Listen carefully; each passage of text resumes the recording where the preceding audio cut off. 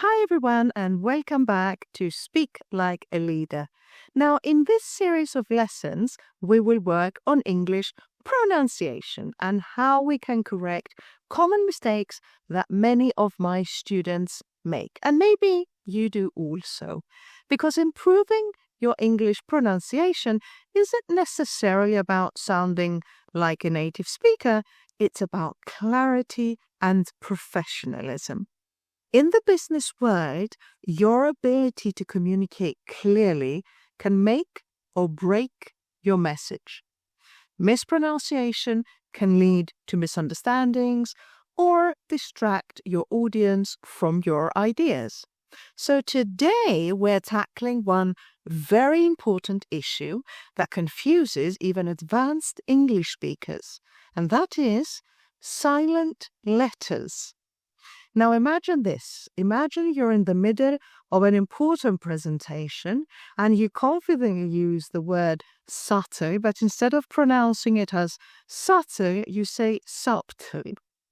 Suddenly the professionalism of your delivery takes a hit. Silent letters might seem insignificant, but they have a huge impact on how professional and polished you sound in English. So in this video, we'll explore why silent letters exist. We're going to dig into the rules and we're going to provide lots of examples and share some practical experience so you can master them. By the end, you'll have the tools that you need to speak confidently and with clarity in any business setting. So let's dive in. So why do you think that silent letters exist? Are they just there to make our life miserable? Well, actually, silent letters have their roots in the complex history of the English language, because English has borrowed words from Latin, French, Greek, and Old Norse, among others. Often words retain their original spelling, but evolved in pronunciation, leaving some letters unspoken. For example, the word night originally had a pronounced K and a GH. Over time, these sounds disappeared, but the spelling stayed the same. Similarly, the word psychology kept its P to show its Greek roots, but the pronunciation dropped it. Understanding this historical background helps us see silent letters as quirks of the language evolution rather than just random mistakes. Let's break down some of the most common silent letters that you will encounter in business English. For each letter, we'll go deep into examples, how they're used, and the common pitfalls to avoid.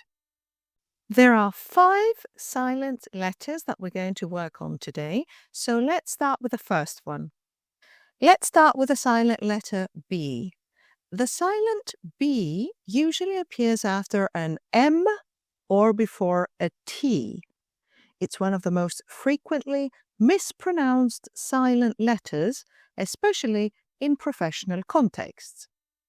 Let's look at some words. The word debt, pronounced as debt, not debt, so we don't hear the B. The word doubt, pronounced doubt, not doubt. And the word subtle, pronounced subtle, not subtle. Let's look at some business-specific words.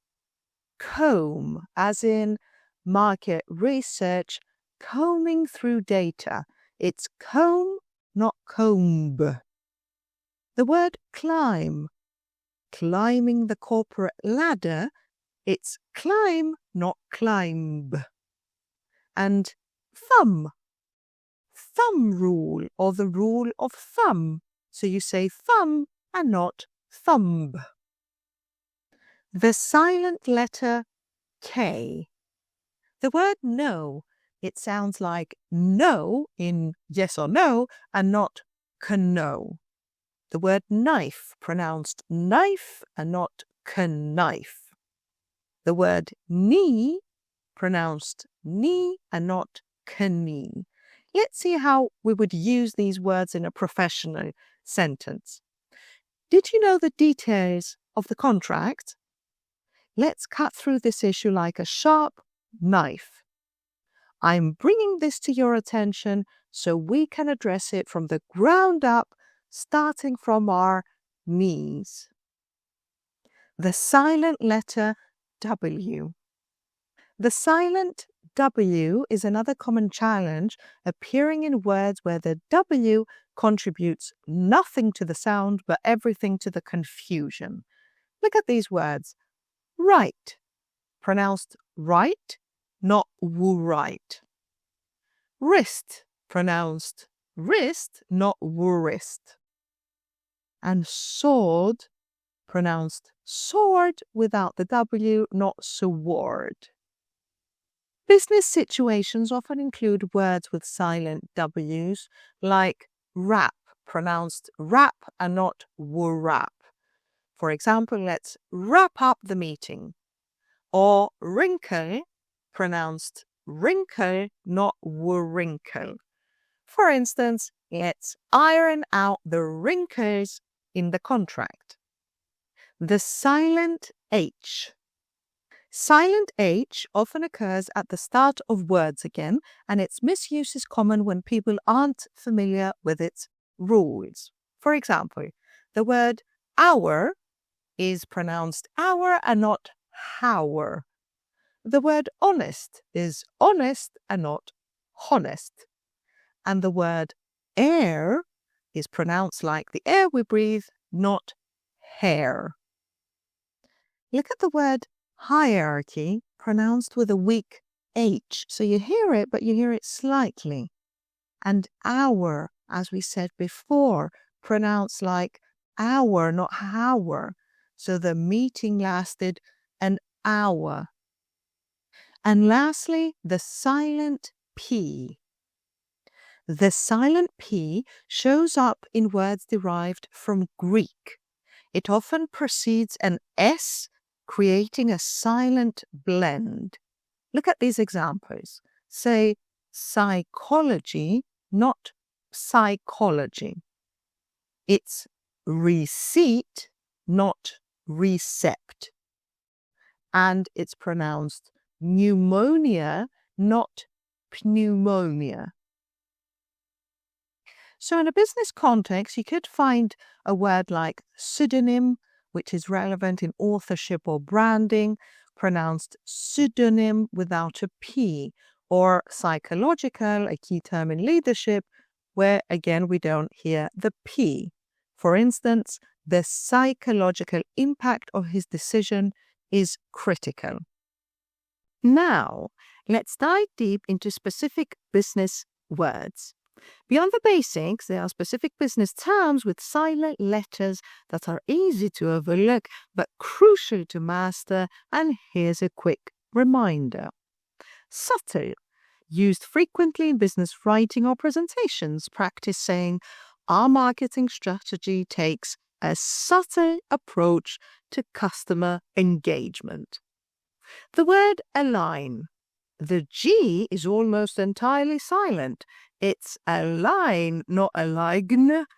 We need to align our goals with the company's vision. Half. The A disappears completely. Our team has already completed half of the project. Debt. The B silent, so it's pronounced debt, not debt. For example, the company is working hard to reduce its debt this quarter. Air. The H is silent, making it sound like air.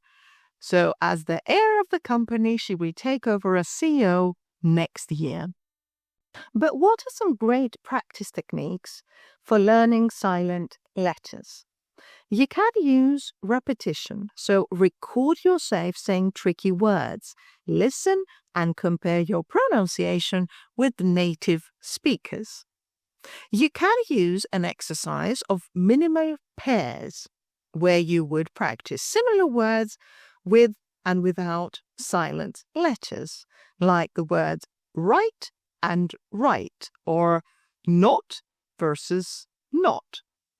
You could combine silent letter words into longer sentences. For example, The honest heir took an hour to write the receipt for the subtle debt. And you could read business-related texts or articles aloud, focusing on words with silent letters. Silent letters are an essential part of mastering business English pronunciation. While they may seem small details, they have a big impact on your credibility and your confidence. So remember to practice regularly, pay attention to silent letter rules, and don't be afraid to make mistakes, because the more you practice, the more natural these sounds will actually feel. If this video helped you, leave a comment with a silent letter word that you have mastered or one that you're just working on, and let's tackle it together.